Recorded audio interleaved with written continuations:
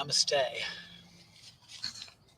Before following any advice or practices suggested in this video, it is always recommended that you consult with your doctor as to its suitability, especially if you suffer from any health problems or special conditions. Yamajit, John Hollinsby Mayer, and Tridevi Chamundamandir cannot accept any responsibility for any injuries or damages incurred as a result of the exercises and meditations contained in these videos. Well, namaste and welcome to Tridevi Chamundamandir in Denver, Colorado. I'm Yamajit, and tonight we are out in the meditation garden for our Tuesday Puja, satsang, and meditation.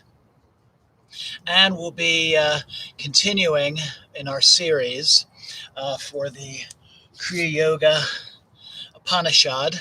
We'll be studying chapter 3 today, which is a discussion of asana. And I think you'll find this very interesting. It's really going to be a sampler of positions that you can sit in for meditation. There's a couple of additional exercises that, and more importantly though, is we're going to talk a lot about how positions can be adapted depending on what your physical needs might be.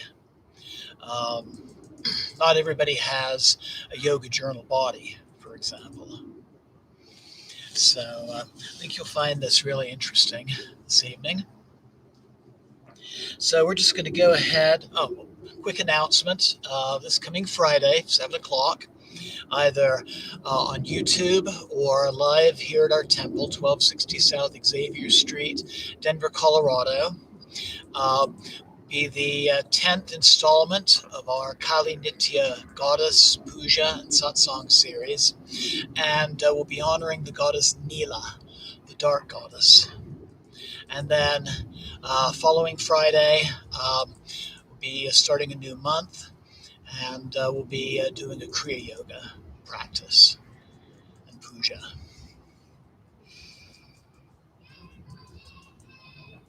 So at this point, I just invite you to find a comfortable seated position. It can be on your mat, maybe with a cushion, or in a chair, whatever is a comfortable meditation position for you, whatever your favorite position is.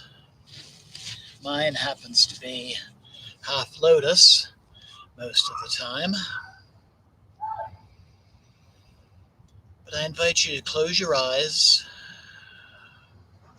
and open your breath,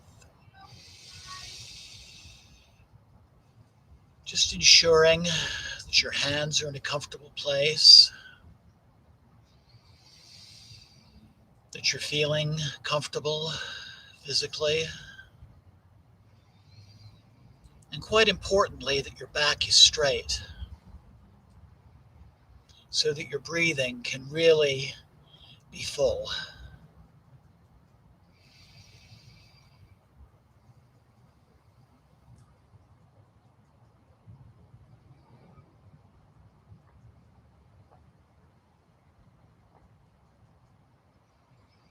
And just focus on your breath, inhaling completely and exhaling completely.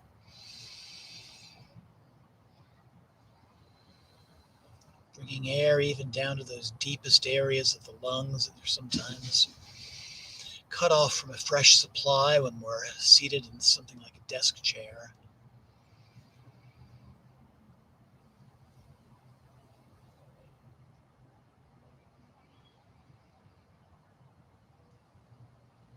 And just let go of the cares of the day. And just acknowledge that you're giving this time for yourself, for relaxation, for self-exploration, and for learning.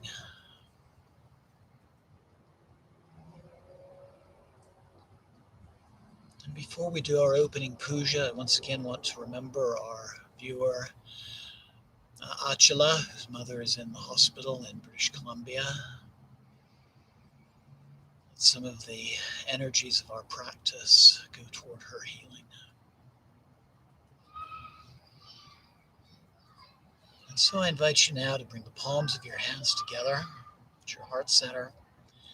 And we'll open our practice and our class tonight by chanting Om 3 times. Inhale. Om.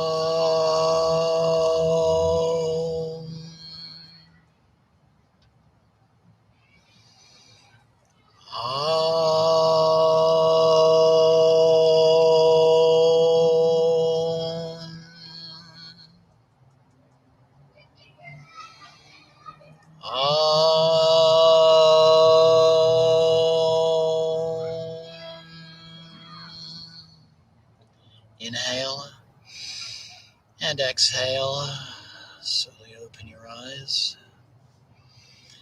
and just take a moment and think about what we did for the last couple of minutes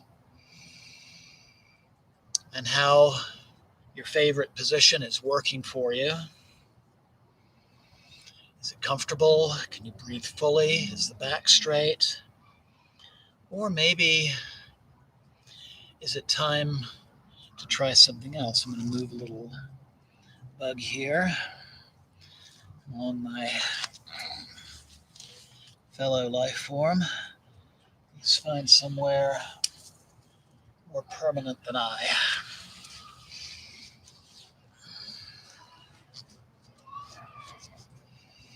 Jai Ma. Jai Ma.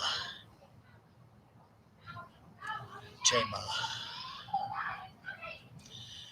Om Pavitra Pavitrova Sarva Vistam Gatopiva Yashmade Pandarikaksham Sabhyabhyanta Sushi Om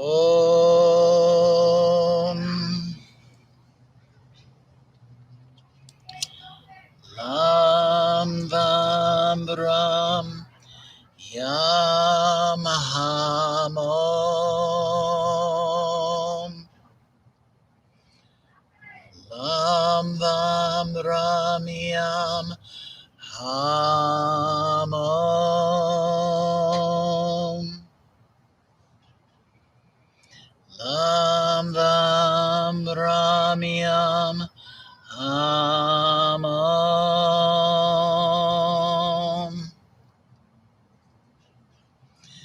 Lam Vam Ram Yam Ham Om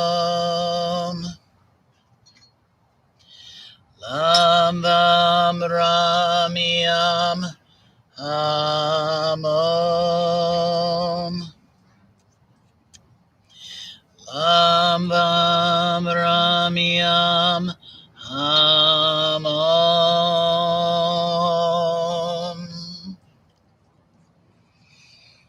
Lam Vam Ram Yam Ham Om Lam Vam Ram Yam Ham Om. Jai Ma. I'm going to move our little portable altar up to the high altar in the shrine, and we can begin our discussion.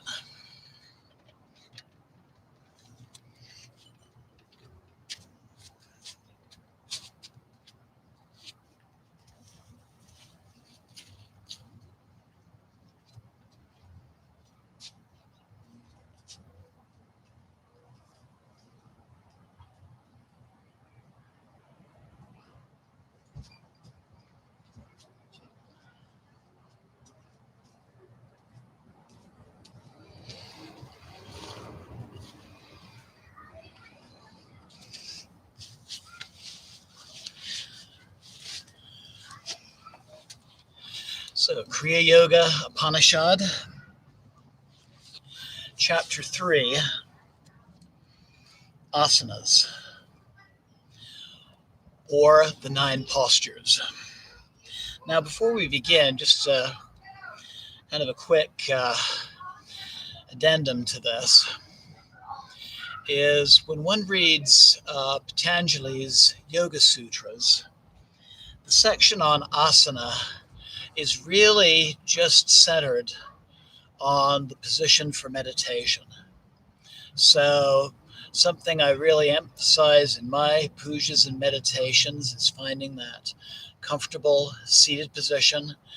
Very important that the back is straight so that the breath can be open and you're comfortable. And we're all, however, this short work actually mentions more specific asanas, especially asanas on which one can sit for meditation. Something that was recognized by many yogis in the past, including BKS Iyengar, who invented props, is not everybody's body is the same. Some of us are more flexible or less flexible. Some of us, different metabolic rates, older, younger, the effects of age. There's just numerous variables as to how we can sit comfortably to meditate. I've actually known in the past a Swami from India who, because his knees were so bad before he became a Swami, he was an officer in the Indian Army. And his knees were in terrible shape from years of that sort of thing. And his meditation position is a chair. And that is as good as any other position. The asanas, the various kinds of positions, are still very valuable because they do work on other areas of the body. They can help us release areas of tension. They can help us to become more flexible.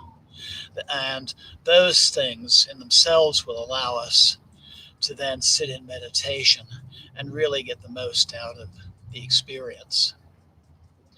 There are other asanas that we're going to talk about that are really designed for maybe younger students or students who have a lot of scattered thoughts, to help them to better ground and prepare for meditation.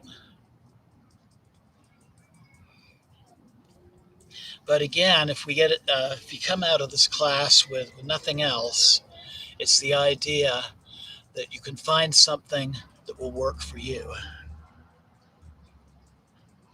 So, verse 1. The 9 asanas are the auspicious pose, lightning bolt pose, lotus pose, hero pose, lion, prosperous pose, adept's pose, peacock, and good fortune pose. Keep that last one, good fortune pose, in the back of your mind. So if you're on your yoga mat at home, I invite you to try these poses out as I go through them, and I'm going to demo them myself. So verse 2, the auspicious pose. The auspicious pose is tucking your feet into the hollows behind the bent knees while holding your spine straight and your head level.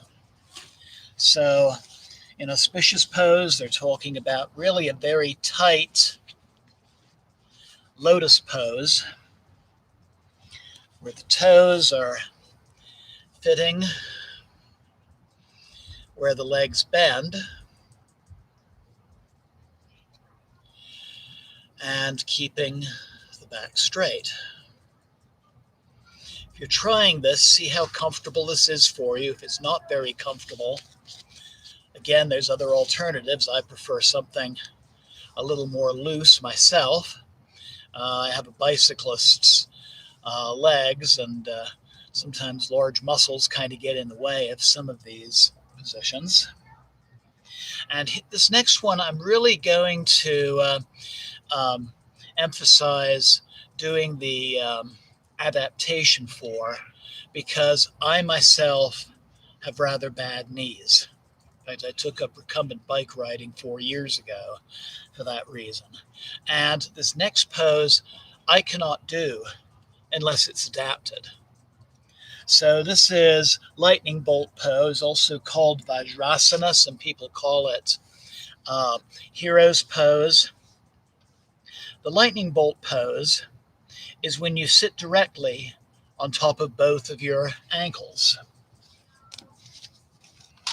So this particular pose is a kneeling pose. And this is about the best I can do with it without props. So for me,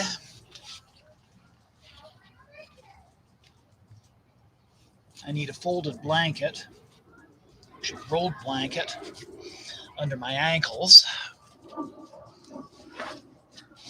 and a bolster behind. And with these adaptations,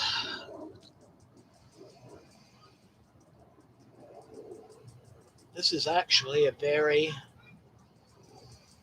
comfortable sitting position for me.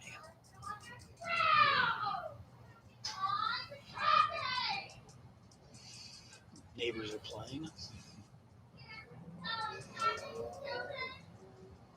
So I invite you to try this out yourself. Maybe think about some props at home that might be helpful to you with this pose. It certainly does allow for a straight back.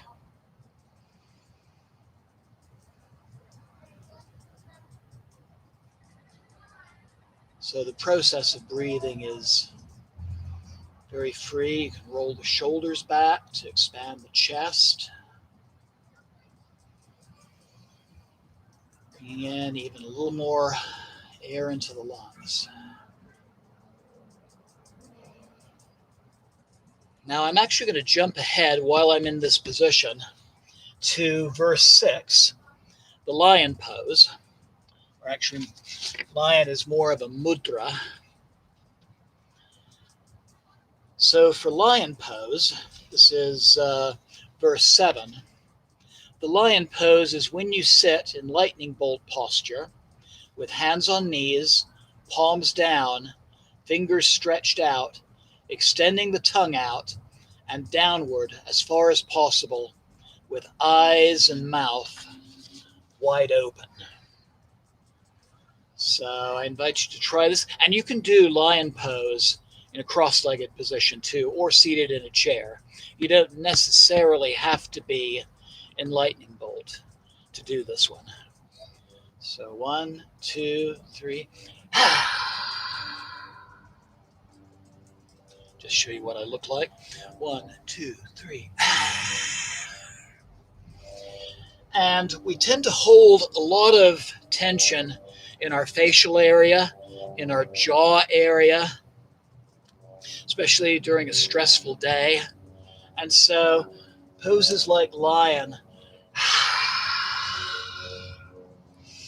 definitely helps to relax those muscles in the face, in the jaw, the tongue, the mouth, the throat, eyes, scalp. And when you do lion, you can imagine just roaring out the tensions of the day. So lion could definitely be employed, especially as a pre-meditative practice. And again, just to reiterate, you can also do lion seated in a chair or in whatever comfortable cross-legged pose, just as good. All right, this is one I think everybody's probably familiar with. We're at verse 4 now. The lotus pose is when you place both feet, soles upwards, on your thighs, and the right hand holding the left big toe, and your left hand holding the right big toe. So this is a pose that when you think yogi, you tend to think of this pose. So the feet are in this position, and then it's possible to meditate in this posture, just as I am, with your hands comfortable on your knees. One thing I will say, based on the description of the book, if you're holding the big toes like I am, it really does help to bring about a nice straight back for meditation. So I invite you to try this one.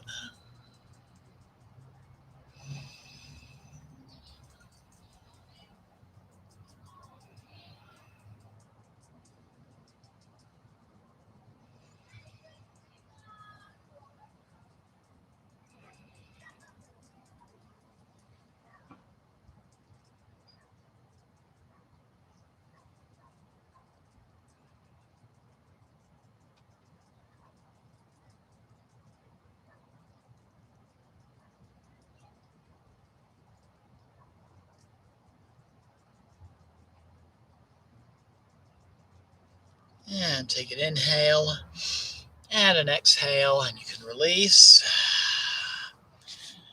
And just return. You can stay in that pose for a while or return to something more comfortable.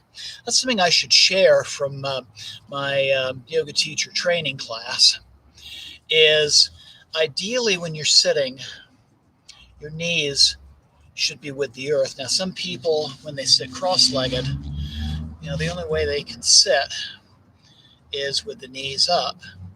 And this is where some props can be helpful, because rolled blankets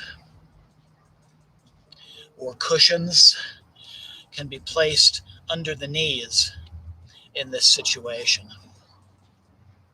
Also, for some knee issues, so for example, somebody with a meniscus injury, taking a washcloth or a napkin and tucking it in the crook of the knee can also make sitting cross-legged more comfortable. So that's another possible option. Anyway, let's move on with our reading. We're going to do this one standing pose here. The hero pose is when you stand upright and bend your left leg so that it touches your right thigh.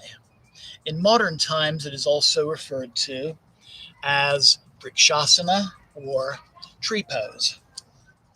So I'm going to go ahead and demo it as they're describing. And I want to talk about props with this one too. I'm going to adjust the camera a little bit so my head doesn't get cut off. And one very useful prop can be a chair, especially if you're kind of not sure of yourself balancing. And I invite you to do this along with me. So there are some people who do tree pose in this manner. Sometimes they can get the foot right in the crease of the groin area.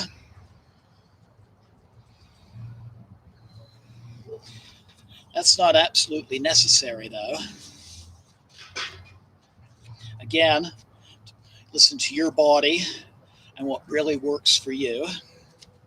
This is a wonderful pose for somebody with monkey mind, somebody with racing thoughts, because it really focuses the mind on the present moment. In fact, to best do this pose, you find what's called your drishti, your focused gaze.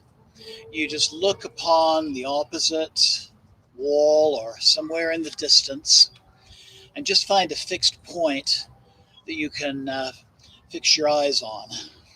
I'm going to use a little rivet that's on a bird feeder right now. But you stand with your feet at hip width apart. You can pick up all 10 toes and bring them back down, starting with the little toe to the big toe. That'll reestablish the arch of the foot. Knees slightly bent, nice little micro bend. Bringing the palms of your hands together, heart center. Breathe, relax. Focus your eyes on that fixed point and slowly transfer the weight to the left leg so that it's easy to pick up the right foot. And then you can kickstand your right foot against your left ankle, or you can bring it up onto the calf and just breathing.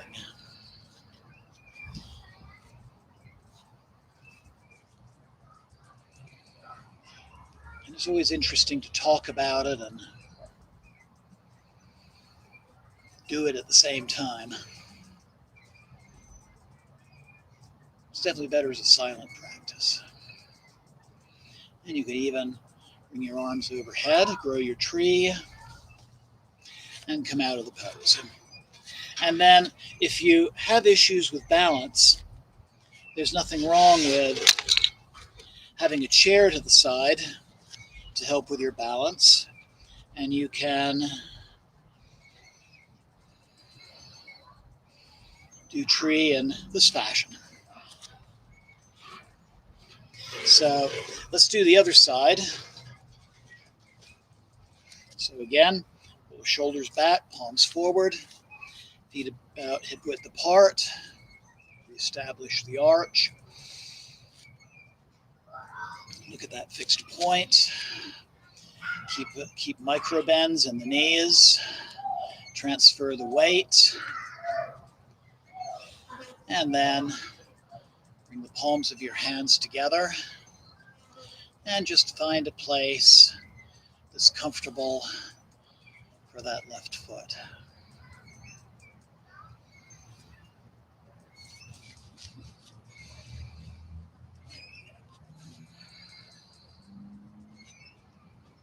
That's actually better on my left foot, I think, today.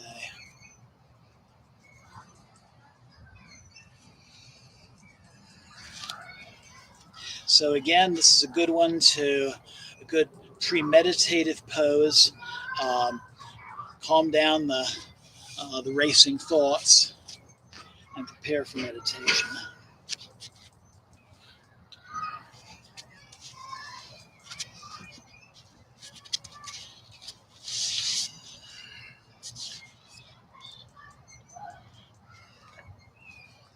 So that brings us to, we did lion already.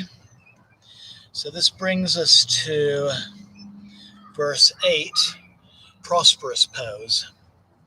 And I'm going to adjust the camera back down so that my legs can be seen a little bit better. There we go.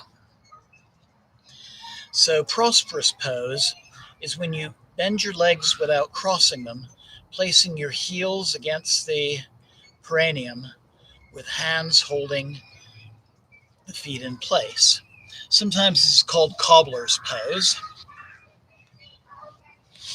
So you're bringing the soles of the feet together. You can hold them. But I find for straighter back, you can also just have your hands on your knees. Again, rolled blanket or cushion under each knee may help make this more comfortable for you. I myself cannot get the heels against the perineum. There are traditions in yoga where putting some pressure on the perineum is done to help raise Kundalini energy.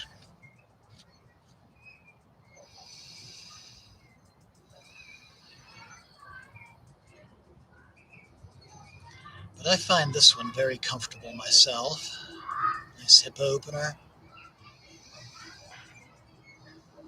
Some of us hold tension in the hip area.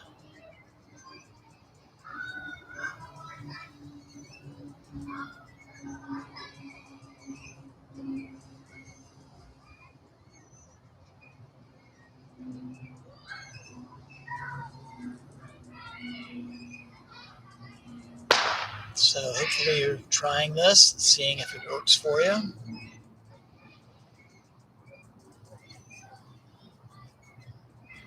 And if you need props, you can always replay this broadcast after you get everything together.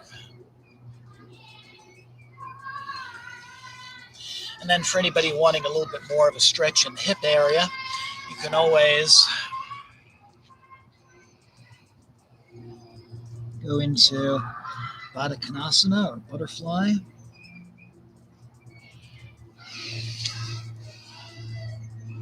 There's an additional form where you are raising and lowering the knees, working the hip joint. So those could be done as a meditational warm-up as well.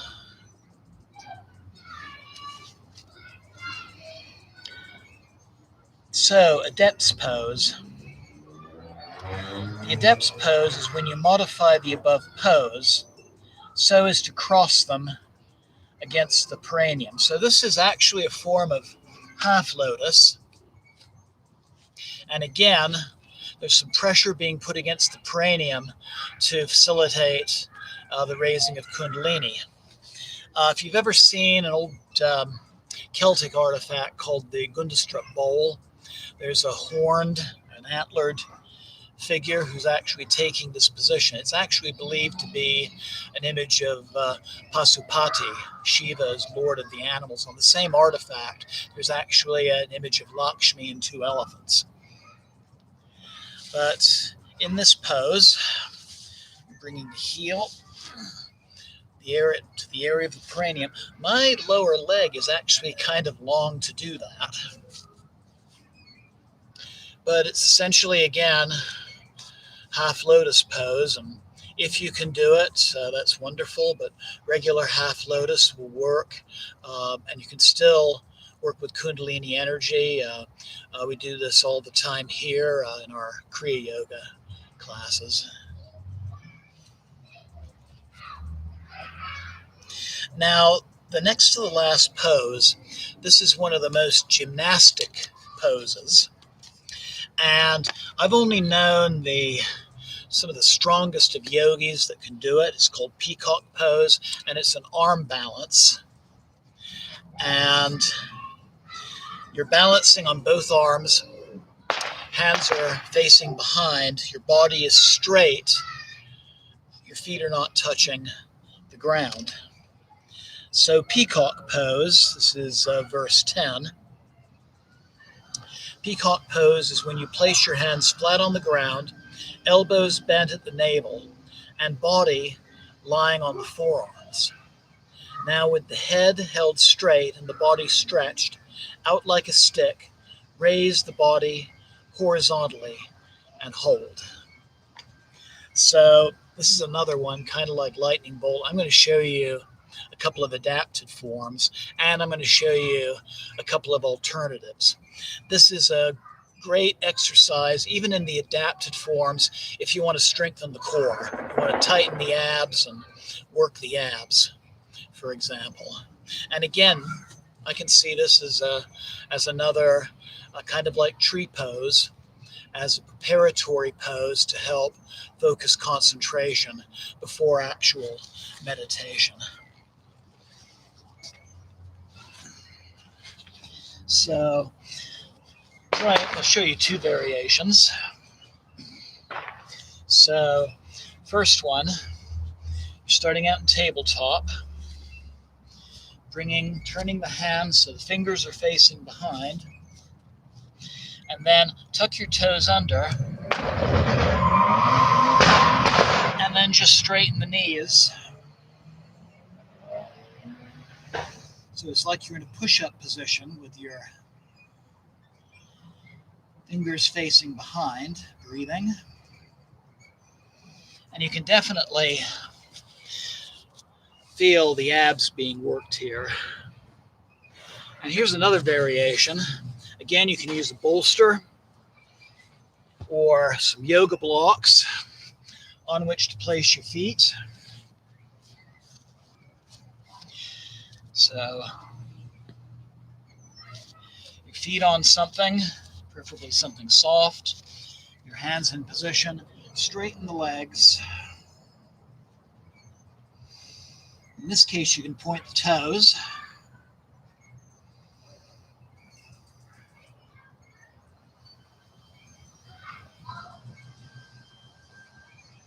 Keep a slight micro bend in the elbows. Keep the elbows unlocked. Body straight. Breathing, and then when you're ready, just bring the knees back and come back to tabletop. So that's the most difficult pose. And this is a supported version of it that you can try. And again, you want to work on your six-pack abs. This would be a good one to include in your practice. And now for the most powerful verse. This is verse 12. For those who have a weak body, take up any meditation pose that is easy and relaxed, yet stable. This pose is known as the good fortune pose. The yogi must work hard on the postures because if he becomes a master of these postures, he will rapidly gain control over his breath. So that's really the objective, finding that straight back position so you can breathe fully. Breath mastery is possible only with mastery of the yoga postures. This will give him mastery over the three worlds, and the three worlds being the power of will, the power of knowledge, and the power of action. So again, something you can explore is finding that comfortable position to meditate in. Maybe sitting cross-legged on the floor does not work for you. I took up adaptive yoga in 2013 after I tore my meniscus and before I could have surgery for it. And I could not really get into a simple cross-legged pose on the floor without great discomfort. And so how I meditated was something just really tall under my hips. I used a beanbag chair. I'm using you can do the same with a thick bolster. And this allowed me to keep meditating until I was able to get my knee operated on and started feeling better. So even this is an option. Or there's a type of cushion called a zafu. It's used in Zen Buddhism. It's kind of a tall, cylindrical shaped cushion. One of those will lift you up higher if that's your need. So for good fortune, here's another version of it. If you want to give yourself more support in the back, that might allow things to work for you. And again, if all else fails,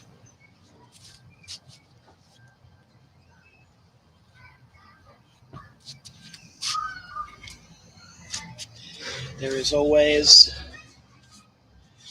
simple sitting position in a chair. Feet flat on the floor, back straight, hands in a comfortable position in your lap. You can even roll the shoulders back to open the chest. Looking straight ahead.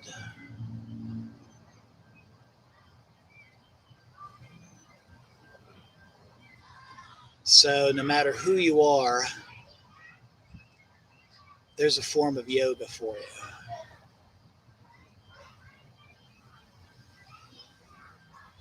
Jai Ma, namaste.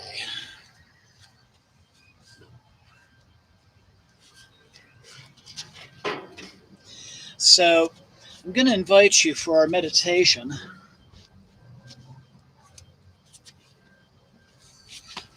You can use your tried and true meditational position, or if there's another one that maybe we've discuss tonight that you want to try. I'll give you a second to assemble any props that you might need to do this. We're going to be doing what's called the Wheel of Awareness meditation. And this was developed by an American psychologist by the name of Daniel Siegel. And it just helps you to see where you are at the moment on different levels of awareness.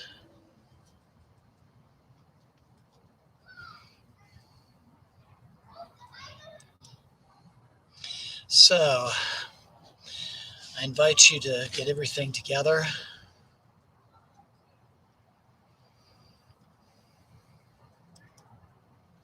And just find that position that is going to work best for you.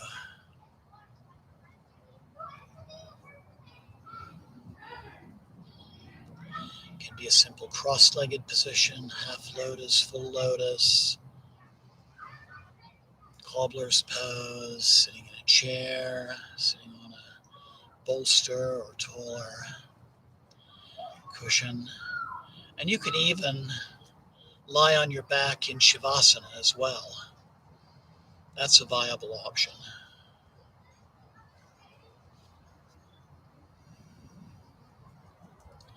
But just find that comfortable position in a quiet spot.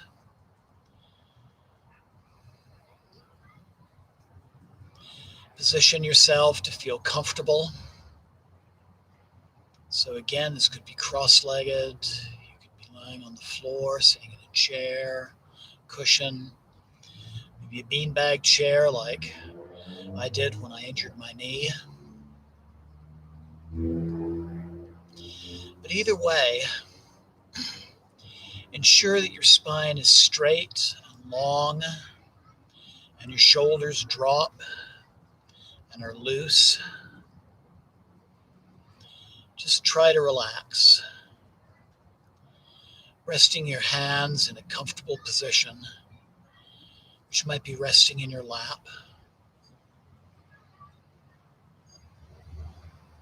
You might like to close your eyes to allow you to better focus your attention. You're going to be doing some visualization with this meditation.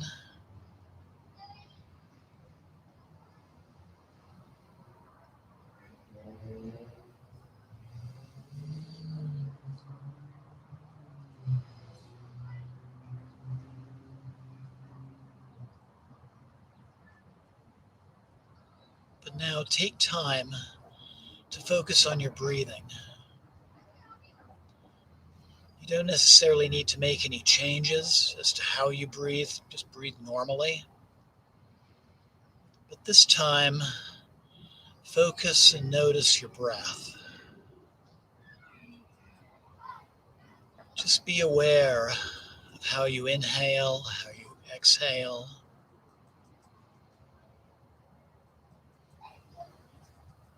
And just find a comfortable rhythm for your breath. A rhythm that you can maintain throughout this exercise.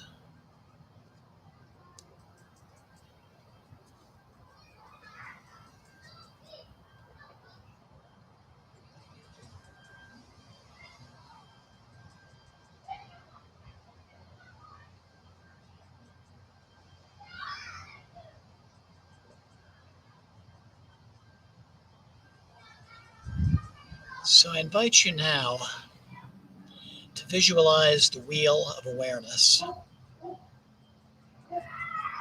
Let's first imagine the center of the wheel, known as the hub. And then 4 spokes, dividing the wheel into 4 quarters. And then those 4 spokes being surrounded by an outer circle to encompass the whole wheel.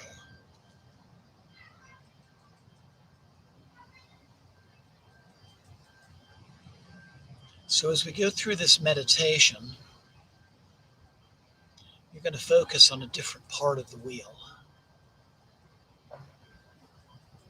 To see that four-spoked wheel before you.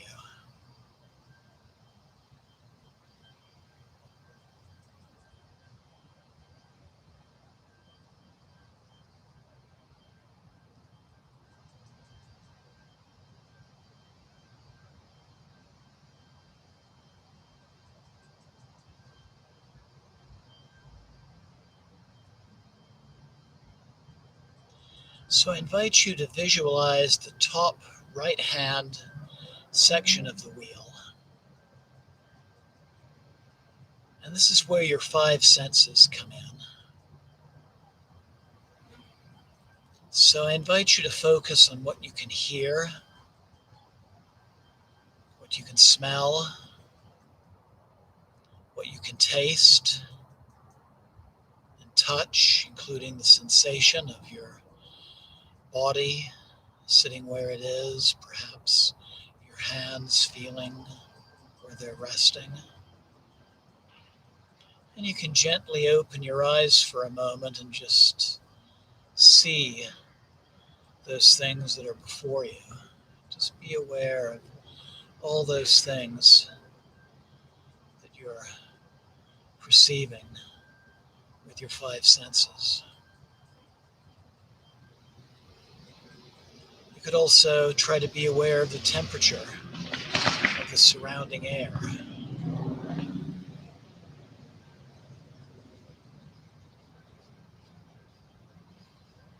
Or places of pressure where you're sitting.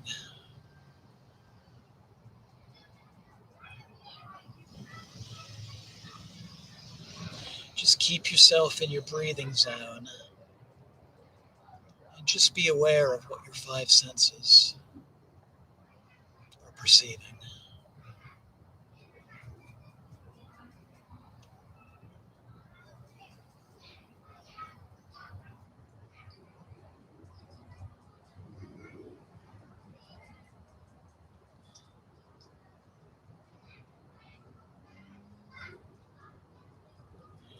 And then slowly close your eyes again and bring your mind back to the wheel as a whole. Just visualize that four-spoked wheel before you.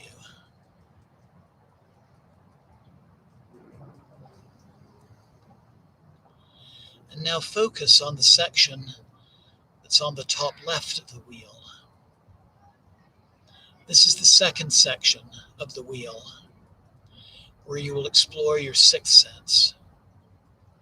This focuses on the inner sensations of your body. Just take some time to scan through your whole body internally and note any tingling, any heat, any tension, etc. Just let your awareness move through all parts of the body as you scan each section.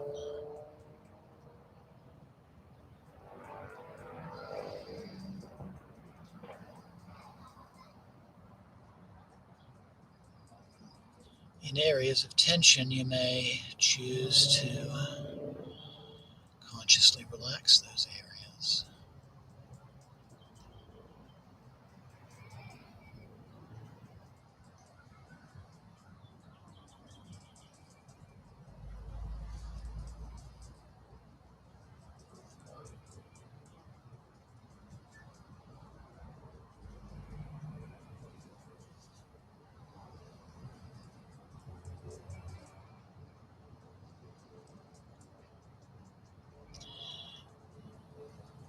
And then allow your awareness to look upon the wheel again, the four-spoked wheel.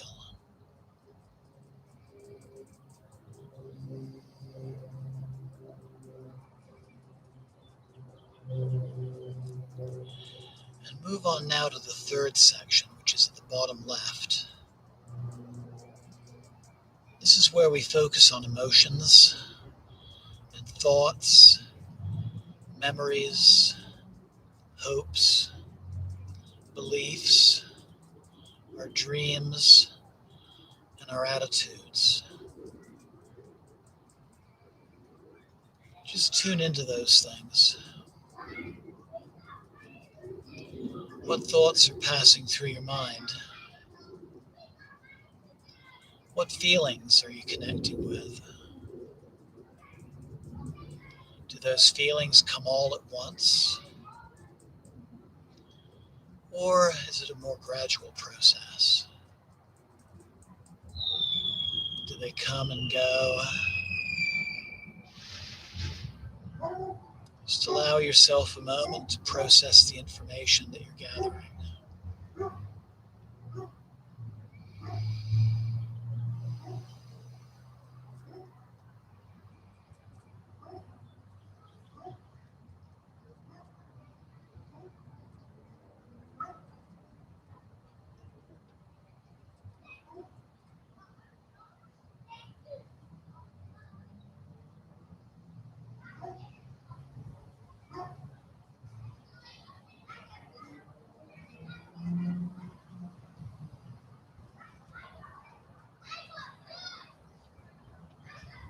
Now take a moment for a deep breath. Focusing again on the four-spoked wheel.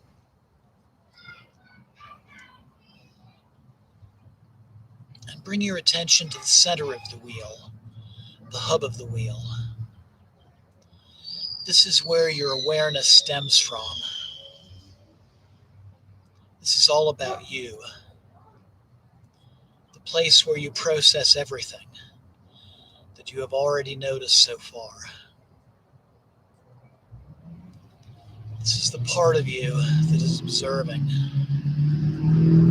the part of you that's listening, looking, focusing, and sensing. Allow yourself enough time to process this, as this is something that happens naturally.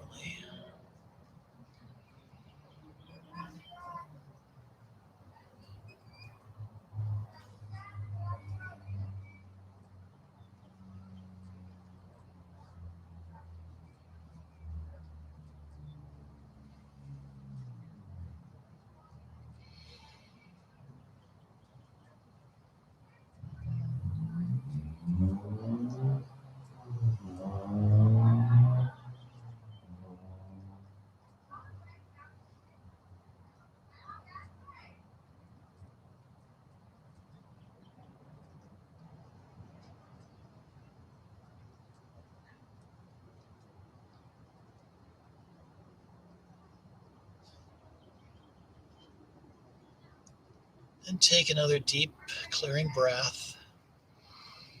Once again, visualizing the fourth spoke wheel.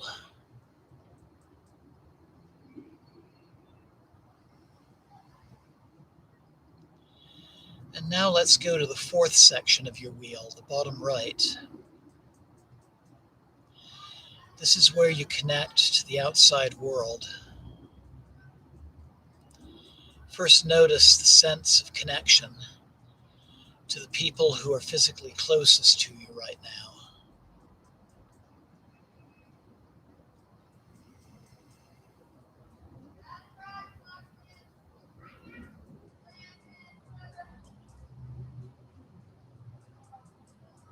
And then expand your sense of connection to people who are further away.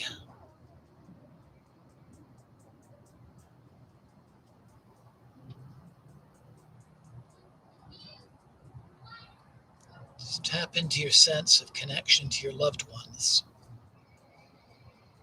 wherever they may be right now.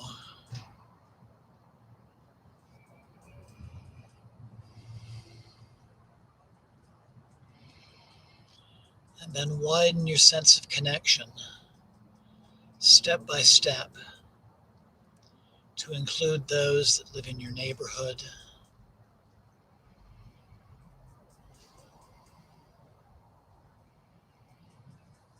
those that live in your city or town,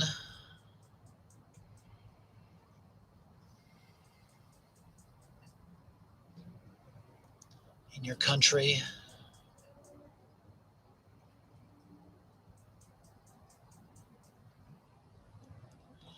the continent,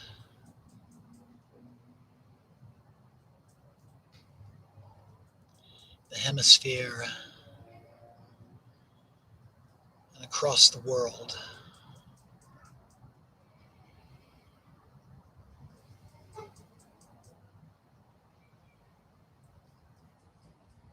Just think about all the communities with which you have connections.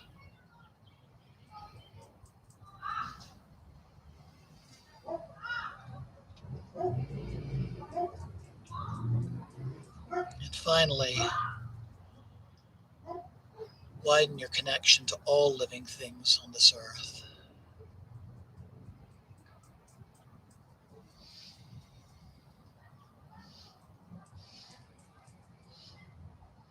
Loka samasta sukhino bhavantu. Loka samasta sukhino bhavantu. Loka samasta sukhino bhavantu. Om Shanti Shanti Shanti.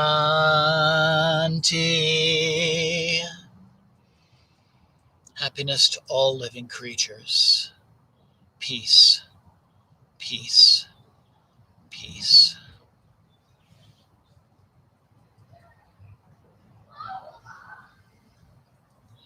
So I invite you now to take a deep and clearing breath and allow yourself to bring your attention back to your breathing. Just as you started at the beginning of this process.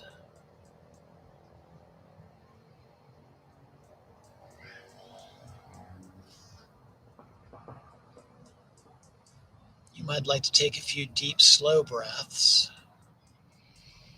to ground yourself back into this moment. Become aware of the sound of my voice,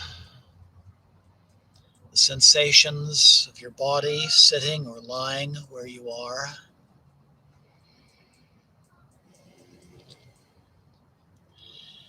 Slowly begin to move your fingers, your toes, your hands and your feet, your arms and your legs.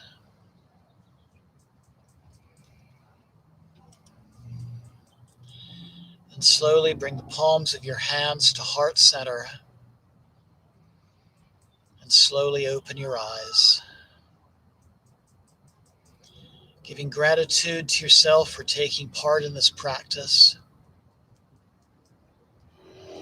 Namaste. Jai Mata Di. And thank you so much for joining me. Hope you enjoyed that and the opportunity to explore some different sitting positions. Maybe there's some things you want to add to your personal practice. Or maybe it's just reinforce that you're doing the right things already. Have a wonderful night. Blessings always. And I look forward to you joining me on Friday for our fire puja to the goddess Kali Nila, the Dark One. Jai Ma, thank you once again. Have a wonderful night.